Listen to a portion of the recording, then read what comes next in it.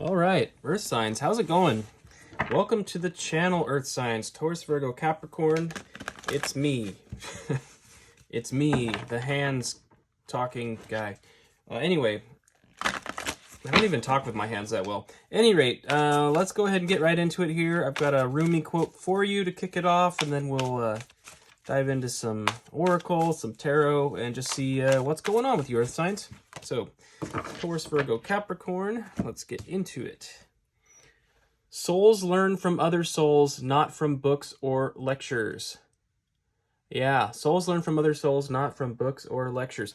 Yes, lived experience, life experience is absolutely the fast track. The fast track to gaining wisdom and insights. And oftentimes, it can be the painful experiences. It's usually the hard ones that that really cause that rapid fire education to happen. Yeah, that's really interesting. I am picking up a little bit of that energy, so this could be maybe somebody out there, some of you out there are kind of, you've got a little bit of lingering energy regarding a past relationship, perhaps, and that's that insightful period of time, regardless if it was negative or positive. I would say that there was probably both, and we actually had a message about this yesterday about focusing on the positive. But there's a lot to learn there. There's a lot of insight available, in those periods of reflection. So, all right, we got some moonology going on here. We'll take a look. Balance, spirituality, and practicality. Full moon in Pisces. That came out yesterday as well, that whole notion of the balance between the two. I can't recall if it was the general message or it might have been the water sign message. If you have water in your chart, I'd encourage you to go look at that because there seems to be a little bit of overlap potentially here. Yeah. Okay. Communication is key. New moon in Gemini. Absolutely. Communication is key.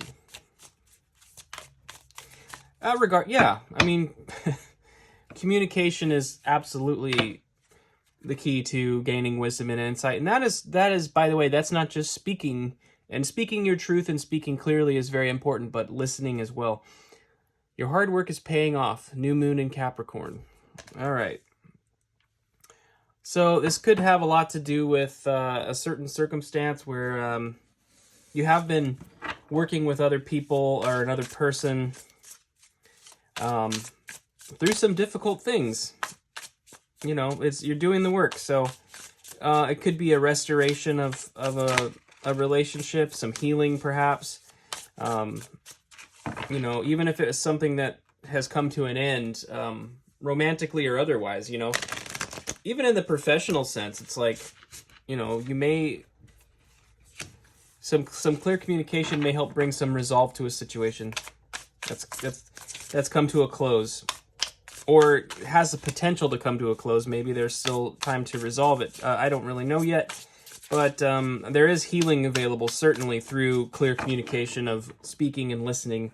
And it is some work. I mean, most relationships, like, regardless of whether it's friends or romantic or whatever, it's like, a lot of them do require some work. They require a little bit of effort. And if they didn't require any effort, then they probably wouldn't have much value, And there's obviously a balance to be struck there, but,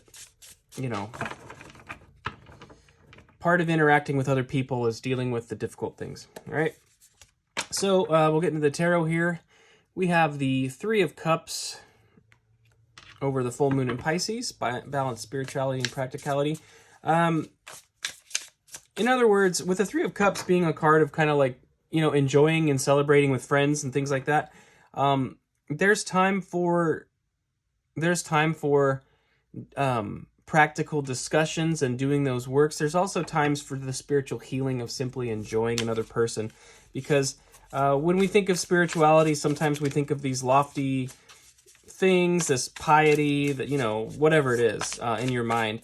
But, part of it is just ultimately, I always come back to this, but it's about love, and it's like spending time with loved ones and pouring into each other's cups and just feeling full and nourished. I mean, that is a profoundly spiritual thing. All that healing is very spiritual, because spirituality is effectively just, really being in touch and open and honest with who you are as a person and giving yourself your full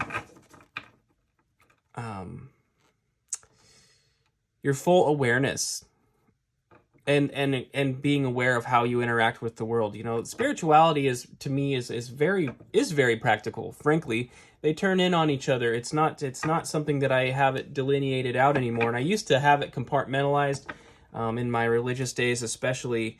And things have started to really integrate into a holistic thing, to where it doesn't, it's just as natural as the natural world, the spiritual world, I suppose. All right. Communication is key. We have the Ace of Cups for the new moon in Gemini. Ace of Cups. That's beautiful. Yeah, I do think that the Ace of Cups is a card of that emotional, the emotional cup being offered to you, kind of divinely. Again, profound healing. I do have this. I keep hitting on this healing thing. It's just key here. This is all about. This is definitely all about our relationships. Let's get one more card here. We have the Page of Swords. Your hard work is paying off. Now, the Page of Swords, the security guard of the tarot, as I like to call it, is a page that is, the sword suit is about communication and thought, and the Page of Swords is kind of defending the territory, and it's basically a card of speaking to me about clear boundaries. Your hard work is paying off in the fact that you're learning how to set clear boundaries with other people and the dynamics that you have with them. It doesn't matter if it is a spouse that you are deeply in love with, or a family member, or just a friend. There's always boundaries. We always have the right to boundaries, and we always should be aware of, even within ourselves, is something that I'm allowing in. Should I actually be? Is it wise to allow those things in? So the hard work of setting boundaries and communication is actually bringing a brand new cup of emotional fulfillment and celebration here. So I think that's brilliant. Underlying the deck is the Five of Swords. And the Five of Swords is usually regarding arguments, disagreements that can lead to separations, right? It's sort of that.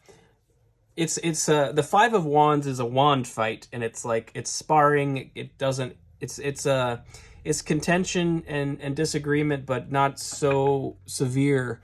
But when those sticks get replaced with swords, it can get a little dicey. The clear communication can be set in a loving way, and I feel like this is almost a warning. If you're not willing to you need to be mindful of your emotional state during any of these contentious issues, because you can. It's really a card of like overreacting and swinging that sword, and it may be something regrettable in the future. So be careful with that. I mean, if this is your message, you understand and probably have an idea who this is about within your life. And just be careful with that. Be careful with your words while you're setting the boundaries and everything. Okay. That said, I mean, if something needs to be cut off, it needs to be cut off. So, it can go a couple different ways. But as you're removing things from your life, or cutting things out, or trying to mend things, just careful with your words, because you don't want to accidentally cut yourself either. All right. So clarifying the Three of Cups, we have the Wheel of Fortune here. The Wheel of Fortune is an opportunity. It's an opportunity karmically. So I feel like you have an opportunity for expansion here. This is also a card of Jupiter, so that is a planet of expansion. There's an opportunity for a lot of forward momentum in this circumstance. We have Death here that came out over the Ace of Cups. This is a big transformation. And the endings, the endings in life lead to new beginnings. The Death card is not something to be feared. It's a sign of a transformation. You know, something that came to an end is allowing for a new beginning. And then we had the Three of Swords fly out over the Page of Swords. This is heartbreak, disappointment, setback, which is kind of indicative of that Five of Swords energy. So I do kind of think that I started out this message kind of alluding to like an ex or a past situation and trying to learn from that and go through that experience of gaining wisdom through the hardships. Part of what I'm seeing here is if something has ended in your life, it was for those spiritual lessons to be learned and to gain that wisdom, and there's something new right on the horizon. I actually love seeing the Ace of Cups with death like this, because the negative situations, the bad situations are coming to an end, and there's something beautifully fulfilling right behind it. So if you've just gone through an ending, there's definitely something brand new on the horizon. And it could have been something to reflect on too, is how were you treated in the past situation? If your boundaries weren't being respected, you know, if you were cut out of somebody's life just because you wanted to have some boundaries and they weren't respecting that, then it's for the better. We don't need to be in relationships where our boundaries aren't respected and we're taken advantage of emotionally. You know, could be, I don't like throwing the word narcissist around because I feel like it's overused, but you could have had a narcissistic relationship situation, and you know, that ending is actually a very, very good thing. No matter how rough the situation was, you can always learn, you can always gain wisdom, you can always understand yourself better on the other side of it, even though it does hurt. Underlying the deck is the Eight of Cups. So yeah, there is a decision to be made about walking away from something here. Very clearly, Earth signs. This could have been I feel like this was a past situation or a recent past situation where something has been walked away from. But that opportunity, the opportunity is right on the horizon, again with this Wheel of Fortune. An opportunity for celebration and happiness. You know, it's available to you. It does require action. It does require action, so you don't repeat the same cycle. You know, we don't want to repeat these lessons, and that's why it's so important to make sure that we are learning, that we're learning our lessons, because we don't want to have to repeat the lesson. Yeah, and that was actually, by the way, that was something that came up in a film. I'm losing my mind here. In a video I saw earlier today, there's a YouTube reader, Rich Lopp, and he had a video about why I don't watch tarot anymore, and kind of spoke to that a little bit. And I agree with him 100%, and I've said it in the past, but I'm hoping that when I make these videos for you guys, that you gain some insight from it, and I want to try to present some form of advice, and that's why when I talk about potential outcomes, as I have in the past, the way I've read in the box spreads and things like that, I always say potential outcome or advice, and there's been a few times where I've ranted incessantly about how important it is to take action. The Wheel of Fortune is a call to action. It's a call to action. Okay, opportunity for change is there, but you have to act on it. You can't just sit on your ass and wait for something, okay? All right, so our potential outcome / advice here, we're using the Work Your Light Oracle. The never unfolding rose, cracked open. It's happening for you, not to you. All right, that's a great insight. Whatever this difficulty was. All right, it's happening for you, not to you. And again, you can choose to look at it.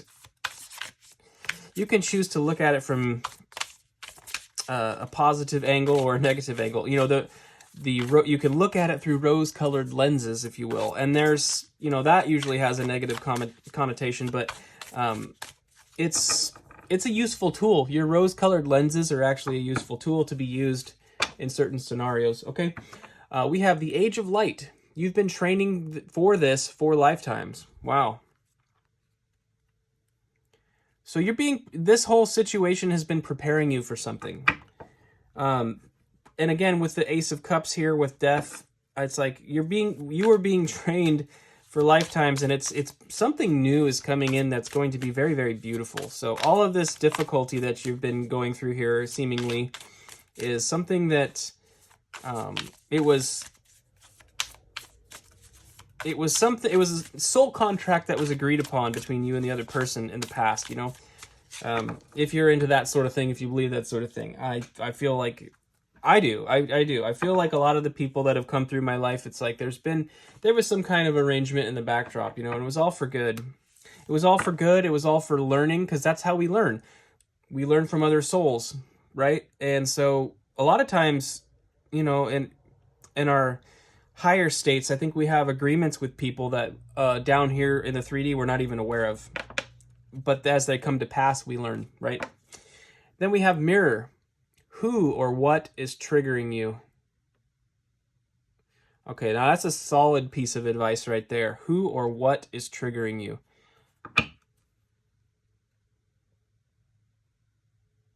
There is a strong sense of pride. Now, we're looking for balance in life. We don't want to roll over and just submit to abusive people. We don't want to be taken advantage of unfairly, things like that. We have to set clear boundaries. On the other side of that, it would appear that if you had set some boundaries and something has fallen apart here, it's very painful. There's probably still residual anger. There's still residual resentment. And the concept of the mirror is a very difficult one, but a very beautiful one. Who or what is triggering you, and why? Did this person behave, this grand offense, what can you learn from that situation? Have you found, as you reflect on it openly and honestly, that maybe you've done the same types of things in the past, or been in the same energy in the past? You know, if I find personally that if I have difficulty forgiving other people, I have difficulty forgiving myself. And if you're carrying around a heavy burden of forgiveness, you'll probably have to learn how to forgive by forgiving the external people before you can forgive yourself for things in the past. So that's one of those really fun life lessons where you have to become very, very gracious with others. But as you do that, you're learning that lesson with the other person, and then you can offer that to yourself. And so that is probably the crux of what's going on here for some of you. And so I know that's a difficult thing to hear. I hope that the message was received, and I hope that that was helpful for you. But I believe that's all I have for you, Earth Signs. So thank you so much for being here. You know what? I am going to look at this real quick. The underlying is Priestess. How are you being called to step up and lead? Are you being called to take the first step in forgiveness? Now, you don't have to forgive in the sense that you allow somebody back into your life if they've been nasty to you, but that internal forgiveness is key. And there was some cards indicating communication as well, and so you'll have to use your best judgment on whether or not it's important to actually offer the olive branch in a communicative way. But you could probably gain some resolve and some healing by at least opening that door, not for the whole thing to come back in, but maybe if there's something that needs to be explored. Again, use your discretion. Don't just jump right into that. Take some time and think about it. But I do believe that you may have to take the initiative on this healing process regarding this past situation, okay? So, Earth Signs, that's what I have for you. Thank you so much for being here. I will see you next Thursday on Terra Firma Thursdays, where I read for you. Also, watch out for collective videos as they come out. And yeah, I'll see you next time, guys. Best of luck with this energy. Have a beautiful week. Take care. And yeah, where can you take the lead?